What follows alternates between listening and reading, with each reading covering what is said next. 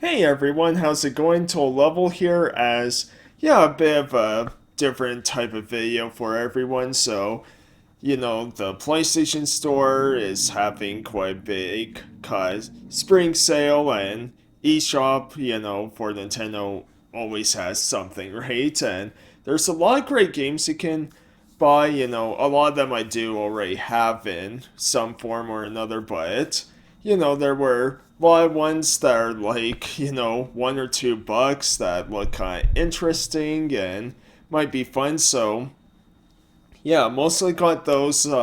There's one game that I spent, I believe, $10 on, which, yeah, that wasn't bad, and it was a game I wanted to play. So, yeah, wanted to get that, and yeah, so I thought for this video I would just kind of go through the games, tell you how they all are, and or my kind of playthrough through them, right? Kind of first impressions, along with one that I actually did beat because it's quite short, and yeah, there might be a couple you might be interested in. Everything, so yeah, I'll probably start with Nintendo because there's only 3 games there to talk about on the Switch, and then we'll go to like PS4, PS5 games, and yeah, there's around 10 on there or something like that. So I can't quite remember how many I bought, but yeah, so many cheap ones. So yeah, let's begin.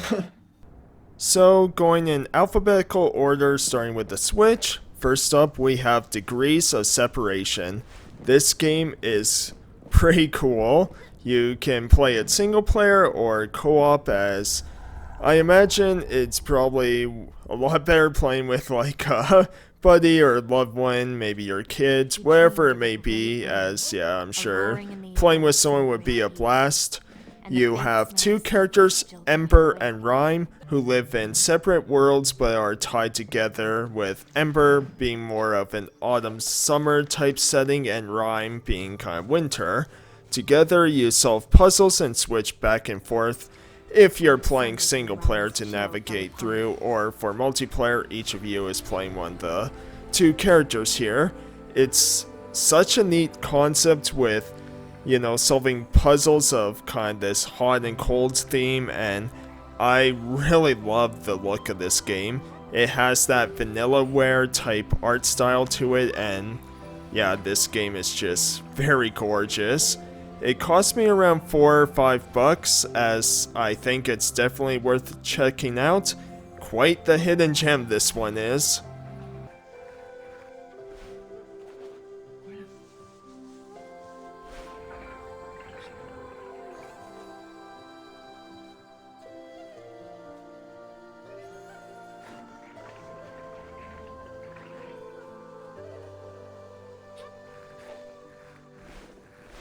Next, we have a really dumb game here.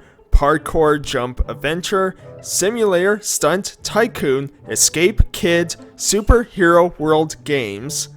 Yes, that is indeed the name of this game. They throw every buzzword out there possible. Anyways, this game cost me 30 cents, and I wasn't expecting anything at all from this game. It's just like 30 cents, why not? It could be dumb amount of fun, as all you do is flip and try to land upright. You have a target to score more points, and yeah, you want to score as many points. There's some challenges for each level, like you might have to do a flip or double flip or something, and if you get a silver trophy and the points, then you move on to the next level. I have to say though, I found this game strangely addictive. It was fun to pass the time, and I can see myself quickly playing this here and there for 5-10 minutes, just to pass the time. It's for sure a terrible game where the normal price is like $27-$28 or something like that, and yeah, never buy it for that.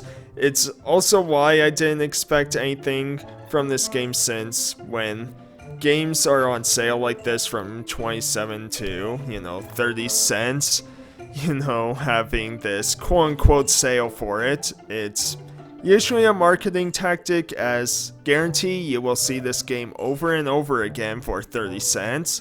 Still, I had a weirdly good amount of fun with it, so can't complain, really. Then, the last game I got for Switch is PictoQuest The Cursed Grids. This game was very cheap, around $1 or $2, and I love it. I enjoyed Picross so much, and this is everything I want, a Picross RPG. Now, if you're not familiar with Picross, they are puzzles in which you're filling in tiles where you have numbers on the side to guide you in which tiles to fill in order to create a certain picture. You're usually timed in these, but for this game, you're fighting enemies, and so the longer you take to solve this or solve a line, the enemies are able to attack you. And if you're able to fill in a line, then you're able to delay the enemy's attack. It's cool, it's fun, and I'm glad I got this one. I may even stream it, we'll see, but just another cool hidden gem.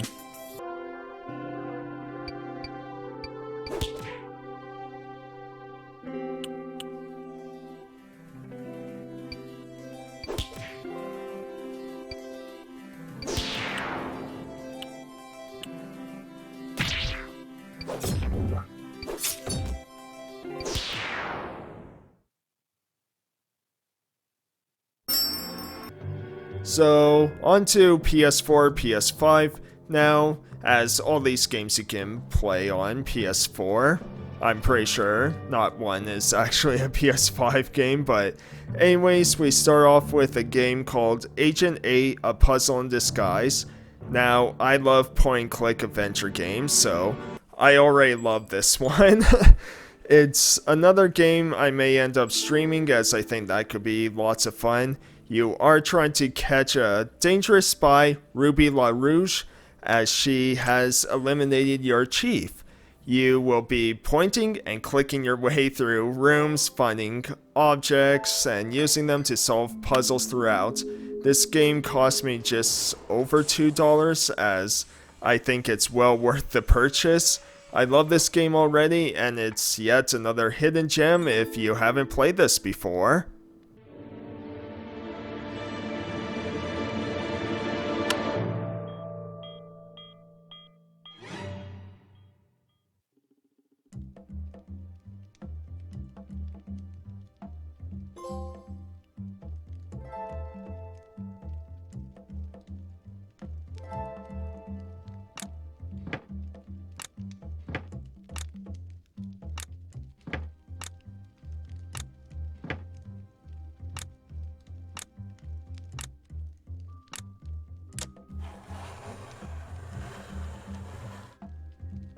Next, we have Birthday into Midnight. Unfortunately, I just couldn't get into this game.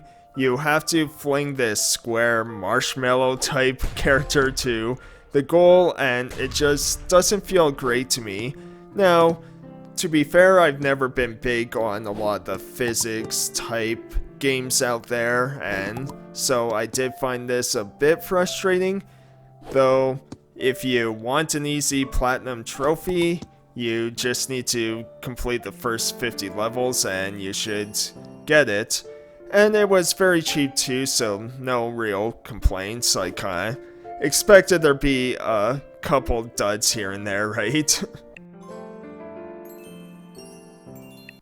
Next, we have Monster Crown. I've been meaning to check this game out for a while, and it cost me the most out of all these. It was $10, and I know there was lots of hype for this being a Pokemon type game, and I love my Pokemon. Had like a Kickstarter, things like that. However, the little I played, I found it to just be decent. When finishing battles, it sort of abruptly ends. At least that's how it felt, you know, and just a few other things didn't quite hook me right away. I do want to play much more of this though to really get a feel for it, as hopefully this game will grow on me as I play more of it.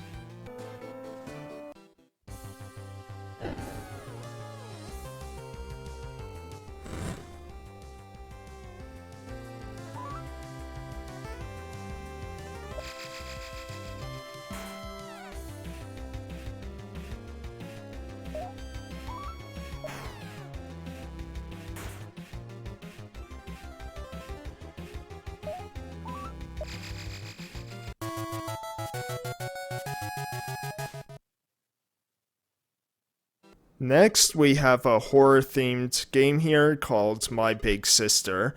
This game looked interesting to me, and yeah, it's very interesting. I don't want to give much away, but you play as Lucia, who has these dreams that haunt her.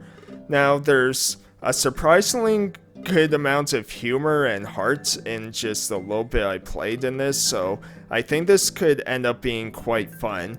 There are puzzles to solve, and I think there may be multiple endings too, as already I got to make a few different choices, so I wonder if that's going to impact, and if that's the case, that'd be pretty cool to have multiple endings and have multiple playthroughs on this. It also cost me 80 cents, so not too bad.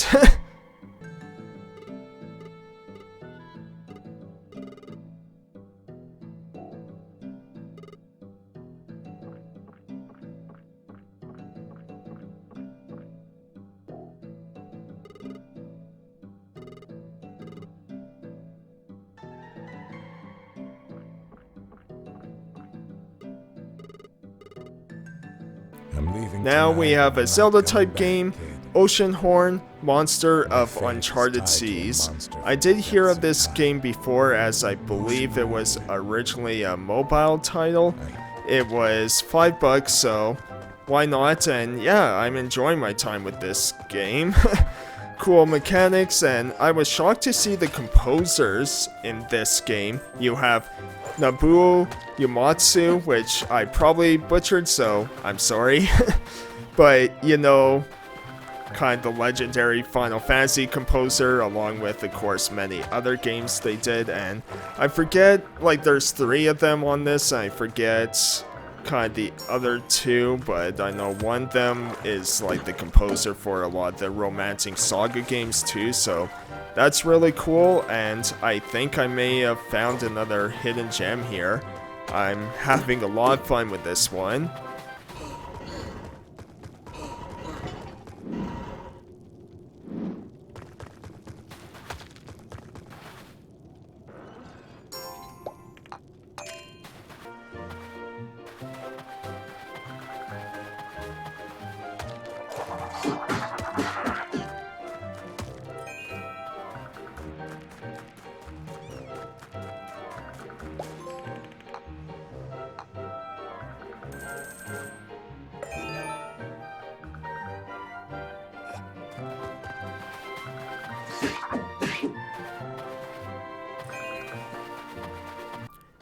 Next is a game I got as it looked like Fire Emblem, but boy, the first battles, I just don't think I'll play more of this game.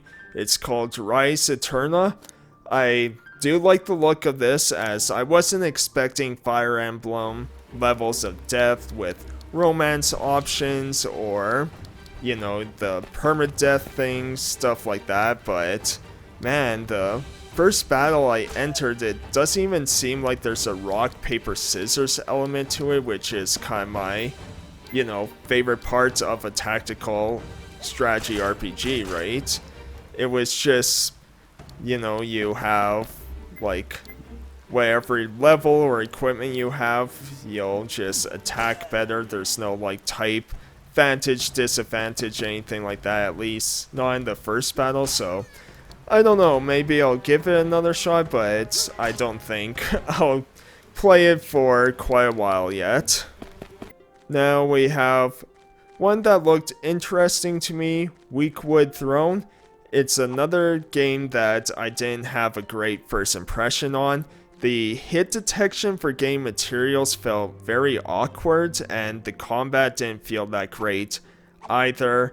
Again, maybe I'll give it another go at some point, but I didn't play much of this, as there's not much for me to say about this game. I just couldn't really get into it at all. And finally, we have a game called Whipseey and the Lost Atlas. I got this because, you know, it looked exactly like Kirby. I also beat this game as it only takes about 30 minutes to an hour to finish, and while it does look like Kirby, along with the enemies, some levels, there's one part where it just looks exactly like the first level of Kirby's Dream Land of climbing inside the tree or whatever, but it's not Kirby. You have a whip as your weapon, and there are only 5 or 6 levels in it, but this game is a bit difficult, mainly because of how cheap it is.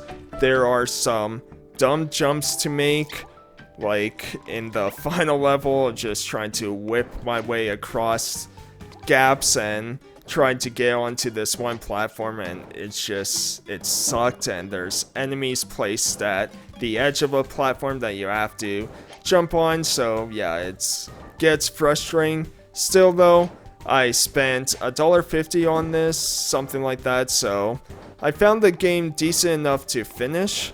So yeah, that's all of the games, as let's do the outro now.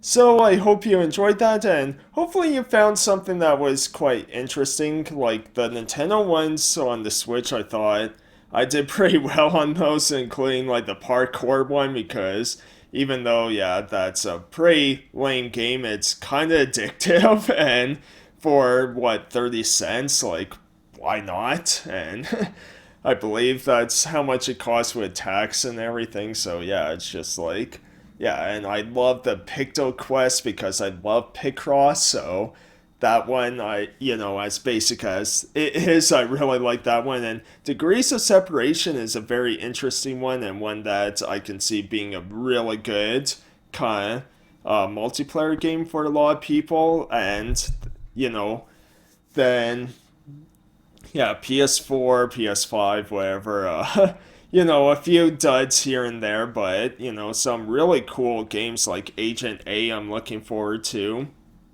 playing all the way through. Like I said, I might stream it, I'm not sure, because that'd be a fun game for people to interact with or see how bad I am at puzzles, we'll see.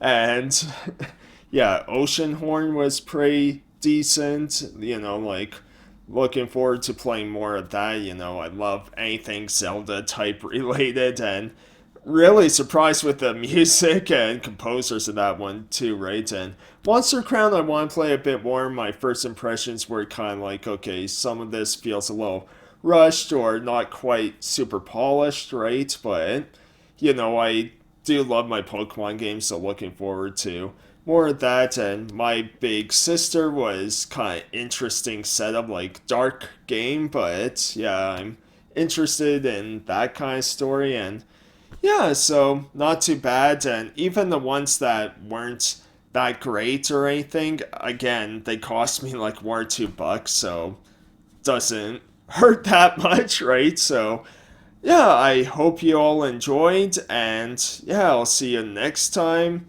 for just videos I do on my channel. Alright, thanks everyone, bye. Hey everyone, hope you enjoyed the video. If you did, be sure to leave a like and comment, and subscribe if you want to see more, or if you just want to see any of my skits and then nothing else and leave the video, that's fine too. Thanks everyone, take care.